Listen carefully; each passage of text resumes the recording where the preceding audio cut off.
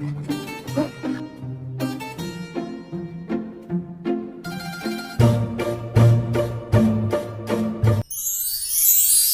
everyone, it's me again, Jess. For today's agenda is, may lakad ako. Mag-deliver ako ng Coffee Jelly, mango tapioca sa mga friends ko. Diskarte sa buhay, Charis. But anyways, nag-aayos na ako.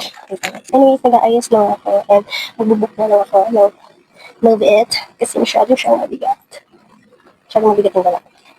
Nalaglag yung matres ko na lang. Wala, date ko lang kayo. Share ko lang yung kunting ganap sa aking life. Okay? Maganda lang ang atake natin. Yan. Yung buhok ko nagda-dry na. Kailangan na ng gamot. Coffee chat.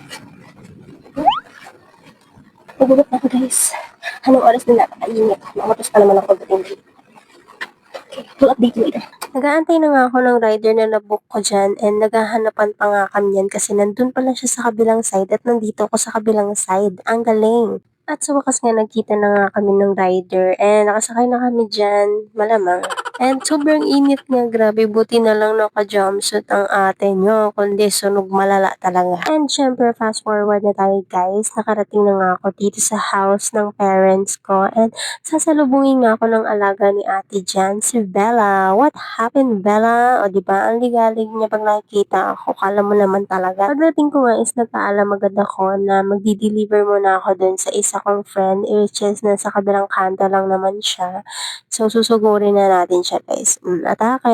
Nakarating na nga ako niyan sa house ng friend ko and hoping ako that time na sana gising siya, kasi naman, panggabi yung work niyan. Kaya hindi ko alam kung gising pa ba siya o tulog na. Tamang katok nga ako dyan, buti na lang talaga gising siya.